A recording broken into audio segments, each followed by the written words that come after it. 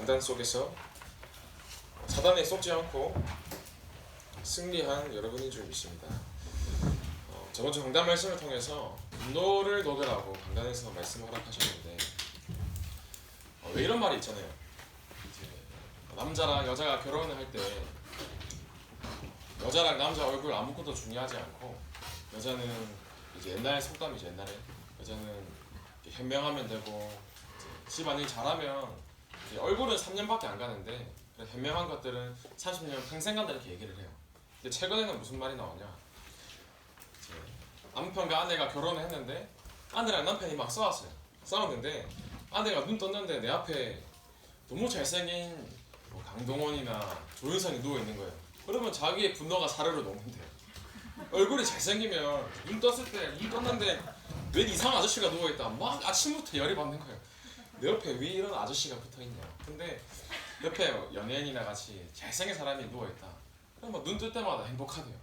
제가 우스갯소리로 얘기를 했는데, 우리가 살아가면서 참 우리가 연약하기 때문에 나도 모르게 화가 난다든지 나도 모르게 불신앙을 한다든지 계속 나 중심 속에 살아가는 경우가 많잖아요. 과연 우리 랩런트들이 한번 점검을 해보시면 좋겠습니다. 과연 나는 어디에 내가 분노를 하고 있는가? 분노라는 말은 화를 넘어서서 격분을 일으키는 것을 말하는데, 과연 내가 어디에 분노를 하고 있는가 생각을 했을 때 혹시 내가 내 안 되는 것, 세상의 것을 가지고 혹시 내가 화를 내고 분노하고 있진 않나요?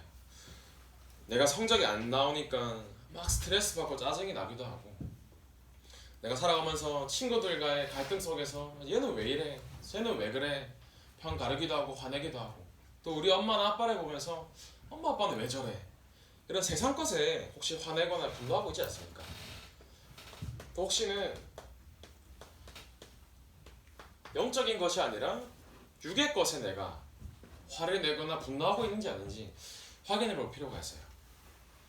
세상 것에서 특히 육의 것은 하나님 말씀 외에는 다 마르고 시드는 일순간적인 것인데, 우리가 그 하나 때문에 화를 내거나 분노하고 있는 건 아닌지요. 또 내가 나도 모르게 살아가면서 안 되는 게 너무 많잖아요. 내 힘으로 안 되는 것에 대해서 붙잡고 거기에 화를 내고 분노하고 화내고 있는 건 아닌지 한번 점검해 볼 필요가 있어요. 결국은 우리가 살아가야 될 이유가 하나님 나라를 누리다가 하나님 말씀 속에서 우리가 먼저 행복해야 되는데, 내가 행복한 게 아니라 다른 것으로 하나님 말씀에 행복하지 않고 다른 것에 불행한 거예요. 내가 하고 싶은 게 안 되니까 거기에 짜증이 나고, 또 내 뜻대로 되는 게 없으니까 짜증내고, 나는 이렇게 하고 싶은데 다른 사람은 이렇게 오해를 하니까 거기에 대해서 분노하기도 하고. 그런데 우리가 하나님 말씀이 내 속에 중심이 되지 않으면 나도 모르게 인간적인 부분에 걸려 넘어지기가 쉬워요. 그게 공부가 될 수도 있고 인간관계가 될 수도 있는데, 우리가 살아가고 학업에서 공부를 하고 있는 모든 이유가 결국은 말씀을 위해서잖아요. 과연 내가 이것들 중에서 어디에 애통한 마음을 가지고 있는지 생각해 볼 필요가 있습니다. 분노의 반대말이 희열이라고 하잖아요. 내가 어디에 행복하고 있는지, 그렇다면 내가 어디 부분에 진짜로 애통한 마음을 가져야 되는지 좀 점검을 해볼 필요가 있어요.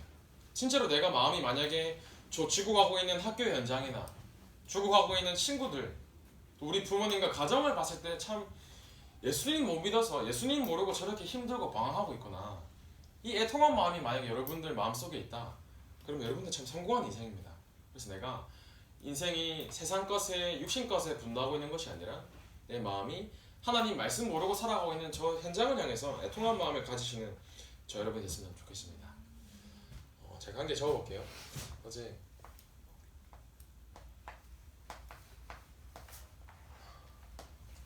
이 발음 그대로 하면 이게 화병이에요. 화병인데 전 세계에 봤을 때 화병이라는 병이 있는 곳이 대한민국밖에 없대요. 제가 막 어제 조사를 해보니까 실제로 의학계 전 세계 이제 의학 연구진들 있잖아요. 병 이름이 이 병 이름이에요. 실제로 화병이라고 해서 대한민국에서 시작됐고 대한민국에만 존재하는 병이 화병입니다. 옛날에 뭐 상사병 들어보셨나요? 너무나 한 여자가 남자를 그리워하다가 그리워함을 못 이겨서 죽게 됐어요. 그것도 이 화병이거든요. 마음속에 내가 울분이나 억울함이나 내 뜻대로 되지 않는 게 계속 쌓이고 쌓이잖아요. 그럼 결국 화평 속에서 내가 죽는 거예요. 그런데 우리가 살아가면서 아이 때부터 이제 부모님께 자라왔는데 부모님한테 너는 우월해야 돼, 다른 사람을 미워해야 돼 배운 적 한 번도 없어요. 아이들은 그냥 말 가르치는 것도 없고 말도 보면 부모님이랑 대화하다 보면 자연스럽게 말이 되잖아요. 그것처럼 부모님이 하는 것을 보고 배우는데 분명히 엄마나 아빠가 우리 엠들한테 이거 이렇게 하면 안 되고 이렇게 미워해야 돼, 이거 이렇게 하면 안 되고 누군가를 시기하고 질투해야 돼 가르쳐준 적 한 번도 없어요. 그런데 우리 인간은 나도 모르게 본능적으로 그것을 배우고 습득하고 있어요. 왜냐? 원래 인간이 창세기 3장 속에서 사단과 마귀의 자녀로 태어났거든요. 원죄를 가지고. 사단 마귀가 속이는 자고 질투하는 자고 거짓말하는 자이기 때문에 우리가 본능적으로 왜 우리의 뜻대로 되지 않는 것이 태어나 보니까 아버지이고 태어나 보니까 아빠를 닮고 엄마를 닮았잖아요. 마찬가지로 내 의지와 관계없이 어릴 때부터 이 화를 가지고 시기나 질투, 우울 모든 이런 안 좋은 감정을 가지고 우리가 태어난 거예요. 그래서 우리가 나약한 인간이기 때문에 늘 속을 수가 있습니다. 그래서 말씀에서 속지 말라고 하시잖아요. 왜 속지 말라 하시냐면 속을 일이 분명히 있기 때문에 속지 말라고 하시는 거예요. 말씀에서 강하고 담대하라 하시는데 두려워하지 말라고 하시는데 왜 두려워하지 말라고 하시냐? 세상 살아가다 보면 두려워할 일이 있기 때문에 두려워하지 말라고 하시는 거예요. 그럼 어떻게 속지 마라? 속지 않을 수가 있냐? 내가 어디서 왔는지 분명한 정체성을 알고 있어야 돼요. 과연 나는 어디서부터 출발을 했는가? 창세기 1장 1절에 보면 태초에 하나님께서 천지를 창조하셨다고 말씀하시잖아요. 천지를 창조하시고 모든 만물을 창조하신 하나님께서 우리 인간을 창조하셨어요. 창세기 1장 27절에서 28절에 보면 하나님이 자기 형상대로 남자와 여자를 창조하시고 우리에게 모든 복을 주셨다고 분명히 말씀하고 계세요. 우리 원래의 모습이 난 어디에서 왔는가? 하나님께서 자기 형상대로 우리를 만드시고 우리를 어떻게 창조하셨냐? 예배드리는 존재로 창조를 하셨어요. 그렇다면 과연 나는 어디에 있는지 나의 지금 있는 자리와 위치를 확인해 볼 필요가 있습니다. 내가 과연 삶 속에서 예배의 자리 속에 항상 있는지, 내가 항상 하나님 말씀 앞에 말씀의 자리 속에 있는지 확인해 볼 필요가 있어요. 근데 사람들은 완전 나 중심 속에 살고 있습니다. 이스라엘이 첫째가, 우리나라도 옛날에 그런 게 심했죠. 첫째가 결혼하지 않으면 둘째가 결혼하지 못하는 제도가 풍습이 있었어요. 그래서 보면 옛날에 야곱이 라헬을 되게 너무 사랑했는데 라헬이 사랑해서 외삼촌 집에서 7년 동안 노예처럼 이제 일을 하잖아요. 7년 동안 일을 끝나고 외삼촌한테 라헬을 달라 얘기하니까 외삼촌이 하는 말이 아니, 라헬이 첫째가 아닌데 어떻게 라헬이 먼저 결혼할 수가 있겠냐. 그래서 첫째인 레아랑 먼저 야곱이 결혼을 하잖아요. 그만큼 그런 이스라엘 풍습이 있었는데 창세기 11장 27절에서 28절에 보면 완전 나중심에 대한 말씀이 나옵니다. 롯이 어떤 롯이었냐면 데라라는 사람이 아브라함과 나홀과 하란을 낳았어요. 그런데 아브라함이 먼저 결혼을 하지 못하고 하란이 먼저 결혼을 하게 되거든요. 그래서 하란이 낳은 아들이 롯이었는데 이 하란이 롯이 태어나고 난 다음에 롯의 어머니가 롯을 버리고 도망을 갔어요. 그래서 키울 사람이 없다 보니까 아브라함이 롯을 데리고 키웠는데 롯의 시작이 완전히 나 중심에 대한 그 말씀의 흐름이 아니라 인간적인 흐름으로 시작된 거거든요. 그래서 영적인 배경이 참 중요한데 사람들이 살아가면서 내가 잘 돼야지, 내가 먼저 행복해야지, 물론 맞는 말인 것 같은데 아니거든요. 사람들이 내가 잘 되는 나 중심 속에 사람들이 살아가고 있습니다.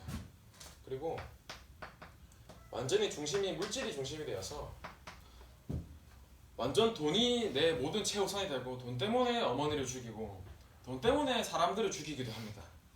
창세기 13장 5절에서 7절에 보면 롯이 그 소유가 많아졌다고 되어 있어요. 롯이 물질이 많아지다 보니까 판단이 흐려지는 거예요. 어떻게 판단이 흐려지냐? 완전한 성공 중심으로. 창세기 19장 14절에 보면 롯이 소돔과 고모라를 택합니다.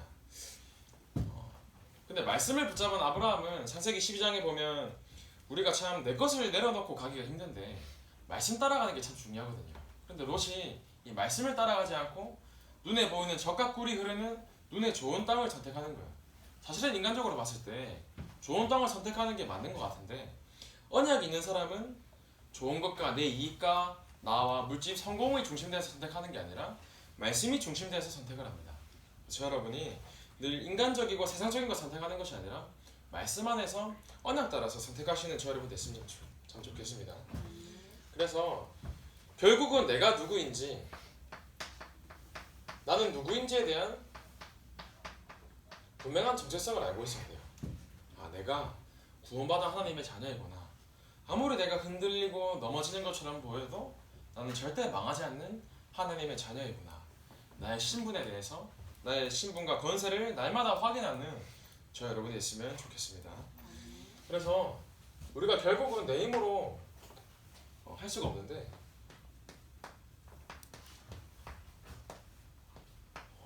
내 인간적인 부분으로 내려놓을 수 있는 게 아무것도 없잖아요.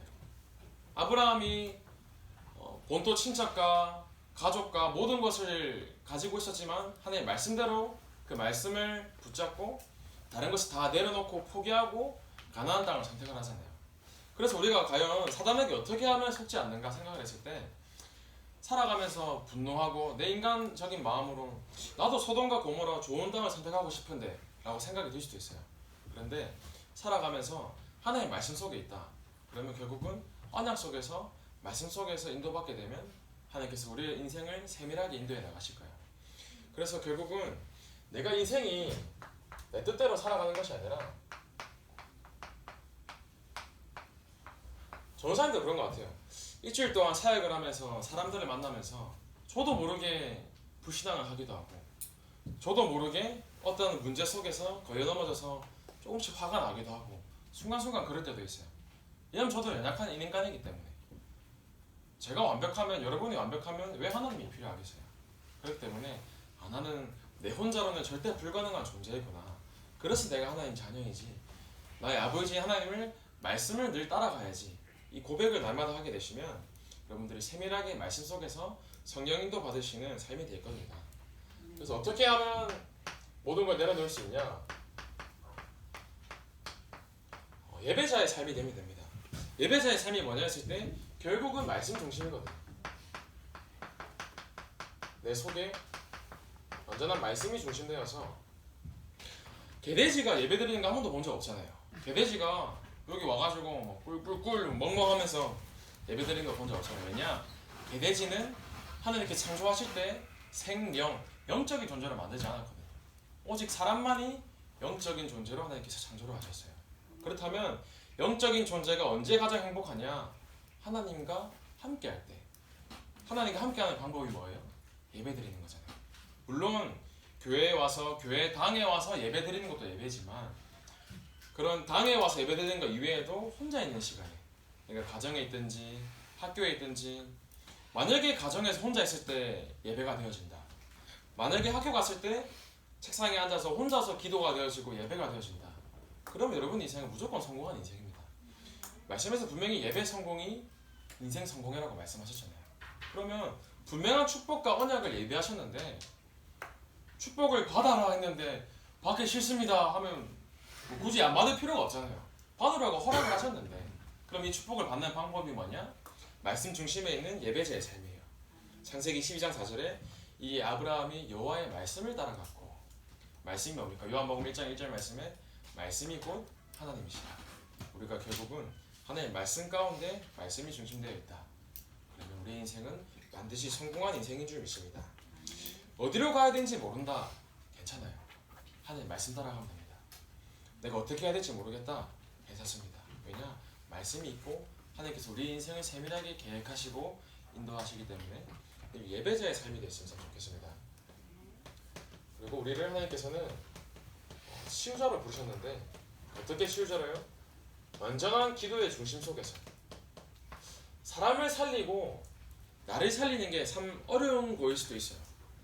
저 자신도 안 바뀌는데 어떻게 다른 사람을 살리겠어요? 그런데 분명히 말씀에서는 다른 사람을 살리는 언약을 우리에게 허락을 하셨거든요. 어떻게 사람을 살릴 수 있냐? 완전히 기도 중심이 돼야 되는데 바울을 보면 참 잘 알 수가 있어요. 바울이 처음에 기도를 어디서 할까? 기도처를 찾다가 제자인 루디아를 만나거든요. 또 16장 16절에 보면 바울이 기도하러 가다가 귀신 들린 요족을 만나요. 기도하러 가다 보니까 귀신에 들려서 고통받고 있는 점치는 소녀가 있는데 그 소녀에게 명을 해서 예수 그리스도 이름으로 귀신이 떠나가잖아요. 바울이 돌아다니면서 귀신 들린 사람 어디 있지? 내가 어떻게 하면 치유하지? 이렇게 돌아다니는 게 아니라 항상 기도 속에서, 기도 중심 속에서 기도를 하러 가는 도중에 그런 만남을 허락하세요. 내가 다른 사람을 살려야지, 물론 맞는데 먼저 기도 속에서 내가 먼저 말씀으로 살아야지. 내가 기도 중심 속에 있으면 자연스럽게 내가 치유되고 다른 사람을 살릴 수 있는 그런 만남을 이렇게 허락하실 겁니다. 그래서 이 치유자의 응답을 여러분이 받기를 원하고요. 또 결국은 우리를 완전한 서밋자로 부르셨어요. 서밋자는 마음속에 이 전도의 중심이 담겨있어요. 서론에서 얘기했듯이 세상에 대해서 어디에 통한지 사람들이 추구하고 있구나. 내가 말씀에 행복함이 있으면 저 추구하고 있는 영혼들에 대해서 너무 애통한 거예요. 그러면 나도 모르게 내 속에 전도 중심이 되게 돼 있잖아요. 조사님이 이제 지교회 사역하면서 얘기를 했는데 서밋에 대해서 되게 많이 질문을 하면서 영적 서밋, 기능 서밋, 문화 서밋이잖아요. 근데 보면 박보검 씨 얼마나 잘생겼어요. 박보검 씨. 제가 남자인 제가 봐도 막 홀릴 것 같아요. 뭐 이렇게 잘생길 수가 있나? 되게 사람이 보면 물론 관상이 다가 아니지만 제가 저번에 설교 때 한번 얘기했는데 군대에 가니까 처음에 이제 군대 소위로 갔을 때 대장님이 저를 앞에 보면서 하는 말이 너는 관상이 양아치상이라고 하더라고요. 그래서 그 동기들이 9명이 있었는데 그 중에서 너만 잘 잡으면 다른 애들 잘 잡힐 것 같다. 그러니까 보면서 관상 보고 저한테 되게 뭐라 하시더라고요. 되게 기분 나빴는데 자신을 무시 못하잖아요. 관상이라는 게 사람들의 첫인상이 참 중요한데 박보검 씨를 보니까 왠지 너무 정직해 보이고 그래서 제가 그분이 어떤지는 모르지만 너무 잘생겼고 너무 성실해 보이는 이미지잖아요. 그 유튜브에 보면 그 유희열의 스케치북 아실 겁니다. 유희열의 스케치북에서 박보검 씨가 별 보러 가자라는 노래를 불러요. 조회수가 어마어마하던데 그 원곡자인 그 적재 씨가 부른 노래보다 훨씬 조회수가 많더라고요. 그 보는데 박보검 씨가 이렇게 막 되게 긴장된 모습으로 되게 진실되게 부르더라고요. 나랑 별 보러 가지 이렇게 하는데 제가 듣는데 남자인데 나 여자 안 좋아하고 나 여자 좋아하는데 왜 남자 좋아하는 거 같지 하면서 보는데 같이 별 보러 가고 싶고 막 댓글들을 보니까 뭐 웃긴 댓글들이 되게 많아요. 댓글들에 뭐라 돼 있냐 보검씨 그 가사에 보면 가까운 데 가자 이렇게 가사가 나오거든요. 근데 댓글에 보니까 가까운 데 가지 말고 멀리 가자 여권 챙겼어 이러더라고요. 그리고 또 한 이제 임산부가 제가 27주 된 임산부인데 아버지 목소리에는 반응도 안 하는 이놈이 노래 듣자마자 폭풍 태동을 일으키네요. 이렇게 하고요. 지 아빠한테도 반응 안 하는데 이 자식이 벌써 여자네 하면서 따라하더라고요. 보면서 기능 서밋이라는 게 있다면 이게 기능 서밋이지 않나. 얼굴도 기능 서밋이면 제가 봤을 때 박보검 씨가 제가 알기로는 뭐 다른 무슨 이단이라고 말하는 다른 교회에 이렇게 다닌다고 하는데 보니까 박보검이 지옥이라도 따라간다 하더라고요. 아 그렇지. 진짜로 기능 서밋이 왜 돼야 되냐. 내가 진짜 영적 서밋, 기능 서밋, 문화 서밋 자리에 있으면 다른 사람이 물론 얼굴을 얘기하는 게 아니지만 서밋의 자리에 있으면 다른 사람이 그 사람을 보고 하나님이 살아계심을 느끼고 진짜로 하나님 자녀가 되는 신부가 원세를 더 쉽게 접할 수가 있겠구나. 아 이래서 서밋이 돼야 되는구나. 제가 박보검을 통해서 은혜를 받았습니다.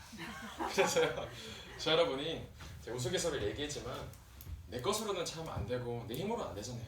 그럼 내가 어떻게 내려놓냐? 늘 예배 속에서 말씀 속에 있다 보면 내가 예배자의 삶에서 치유하고 서밋이 되는 중요한 자리 속에 응답받을 줄 믿습니다. 그래서 우리의 앞으로의 미래를 기대하시기 바랍니다. 기대라는 것은 왜 어릴 때 크리스마스가 되면 부모님이 나한테 어떤 선물을 할까 기대되기도 하잖아요. 어떠한 것을 기대한다는 것은 참 설레이는 건데 우리의 인생이 이런 기대하고 설레이는 삶이 돼야 돼요. 선생님 저번에 얘기했잖아요.